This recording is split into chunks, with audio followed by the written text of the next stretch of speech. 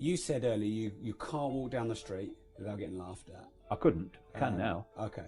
So I get stopped in the street and talked to very seriously now about what's going on in the world. It's been a dramatic transformation, but it once was like that, absolutely. Yeah. Okay, so I'd like to talk about both of those sort of more extreme scenarios.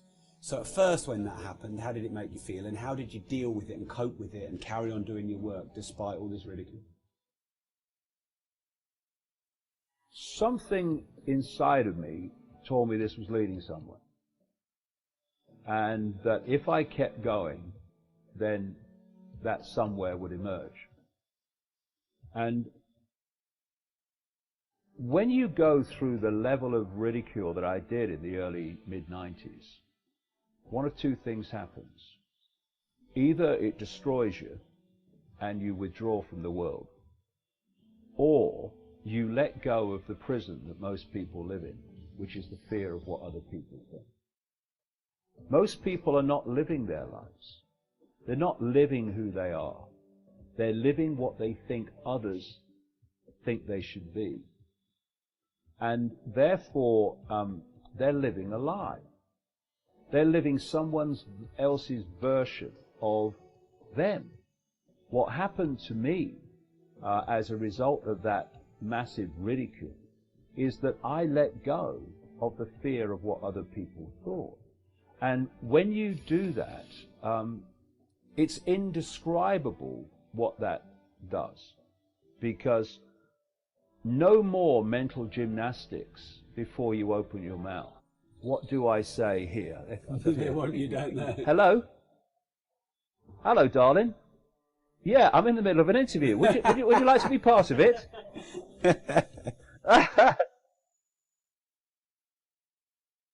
No. All right, that's good. I will. All right, darling. See you later. Bye. No, you were very good. You were very good. Bye. What I did was let go of that fear of what other people thought of me, and the freedom is indescribable. Because, like I say, you don't have the mental gymnastics. How do I put this so they won't think I'm crazy? What do I leave out so they won't think I'm crazy? You reach this point where this is me, and I don't give a damn if you think I'm crazy. So, how did you do that? Well, it's something that comes from letting go of the fear of what other people think. You know, I mean, if you ask people to write down, say, their top 5 fears, all over the world, invariably, the vast majority would include speaking in public, right? What is the fear of speaking in public? It's the fear of what other people think. Yeah, it's the fear of what other people think. So when you stand on a stage, if you fear what other people think, you can be nervous because the power dynamic is with the audience, because they are going to decide if you feel secure or not. So you're scanning the audience as you're speaking, and you're looking for reaction. What do they think of it? That power is there. Once you let go of the fear of what other people think, you can speak to 100 people or 1,000,000 people. It doesn't matter, because the dynamic has changed. The dynamic now says, this is my truth, and I respect your right to make of it what you will and come to your own conclusion. But this is my truth, and your reaction is not going to affect my truth. So however you react to what I'm saying, whether you like it, whether you laugh at it, or whether you condemn it, it doesn't matter to me, because it's my truth and I have a right to speak it. My truth and my security is not dependent on other people's reaction to me. That's I completely respect their right to respond as they choose, but I have a right too not to be affected by it. And so in that way, you can get ridiculed in the street, and it don't really affect you. You just shake your head and walk on. And sometimes it's an interesting experience, really. Sometimes. Do you have a bite? Well, very rarely I have long ago, but one of the things I have done when people have been laughing at me, yeah, the bloke, yeah, I've stopped and I've started laughing at them and pointing at them. If I've got someone with me, oh, look, you want to see the absolute anger on their faces and the indignation, and you think, hold on a minute, I'm just mirroring you back at you. Yeah. You know, and that's an interesting point about, you know, human interaction. When we say something about someone or do something about someone, we think that that's making a statement about the someone. It's not. Every time it's making a statement about us by what we are, by what we say and what we do. But people don't see that. And this is why people don't see so often that they are mirrors of that they rail against. You know, if you take this progressive mentality, like I say, I'm not talking about a liberal mentality. I'm a liberal. If you look at the definition of the dictionary definition of liberal, it is someone who believes in maximum freedom of speech, maximum freedom of lifestyle, maximum freedom of everything. But a progressive mentality, which they actually call liberal, it's stunning, believes in the opposite of that. So you have people who rail against the system, who think they are anti-establishment, who are actually doing exactly what the establishment wants, which is to silence the population. When you've got the progressive anti-establishment mentality saying to government, he must be silenced, she must be silenced. And the government and the corporate world and the establishment are going, yes, we would be delighted to do that. And so it's this mirror, this inversion where people perceive themselves in a certain way, but actually act in a way that's the very same as that they rail against. So they'll talk about fascists. We're anti-fascists. All right, you're anti-fascists, right? So what do you want to do? We want to silence these people. That's what fascists do. You know, they can't see it. That's the problem.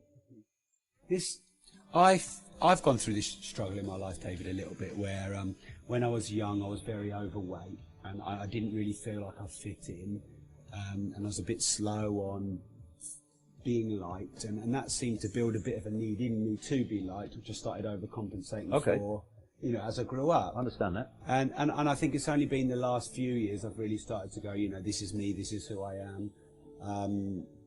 And sort of, I still think it's there, but I think it's like, I'm managing it better. I have found, like you visibly lifted when you said it. It was like, when you said it's liberating and freeing, it was like you exercised something from your, and I just know how amazingly more impactful and happy and confident people would be if they stopped worrying about what everyone thought about them. And I really want to dig in this, because I don't know if you were able to do it through some introspection, or I don't know if almost you were forced to do it because it was, like you said, hide away and, you know, I don't exist in the world because they've beaten me, or one day you thought, this is enough is enough. So what could you say to other people who are a bit overly worried about what people think to help them get rid of it? Well, first of all, if you have people around you who so disrespect your right to be you that they give you a hard time for being you, then what are you doing with them? You know, there's loads of other people out there that will respect you. Go and find them. Don't surround yourself with people that don't respect your right to be you. I don't care if they're family. I don't care who they are. If they don't respect your right to be you, then what you're doing, interacting with them all the time, it's just going to make you depressed. It's going to make you frustrated. Walk away. And if they then come round, great. But if they don't, well, equally great. You know, it's like kids. I see this thing with parents. You know, I've spoken to people in their 60s who are still feeling guilty for not doing with their lives what their parents wanted them to do. Oh, you know, I wanted to go walking in India, but my mother wanted me to be a lawyer. I don't like the law, but, you know, I had to do it. Oh, no, you didn't have to do it. You know, if your mother wants to be a lawyer, she could go be a bloody lawyer. If you want to walk in India, go walk in India. And if your mother, I don't care, all these stuff, oh, but I don't care. You will only express your true, unique self if you refuse to let anyone impact and suppress that expression of your true, unique self. And the number of people, the number of parents who, and I think this is child abuse, frankly, who want to live their lives through their children, who want to get kudos through their children. You know, I was in America once, and I saw this this sticker at the back of a car. My daughter won this so-and-so degree in college. And I'm thinking, yeah, your bloody daughter did it, mate. You didn't bloody do it. What are you doing? Trying to get, you know, live through your children. Congratulate your children, yeah, but looking for the kudos? Oh, yeah, my son's going to Oxford. My daughter's going to Cambridge. Oh, really? You were a successful family. Her son wants to go walking in India. You know. Her daughter wants to be a nurse. But they go to university because mother says so, father says so. The number of people, I mean, it's not even rare. The number of parents, particularly the ones with more money, therefore more influence and access to these educational institutions, the number of them that impose their will on their children because it suits them and not their children is absolutely disgusting. And what it's doing, it's turning out very frustrated, very distorted people who are living a life they don't want to live. And I'll say this to people: are you happy? Are you fulfilled? Do you get up in the morning and say, new day? If not, why not? Make a list. Why am I not happy? Why don't I have joy in my life? Why don't I wake up in the morning and say, yeah, new day? What are the things that make me not feel like that? What are the things that would make me feel like that? Okay, stop doing them and do them. And refuse to compromise on stop doing them and doing them. Take control of your life.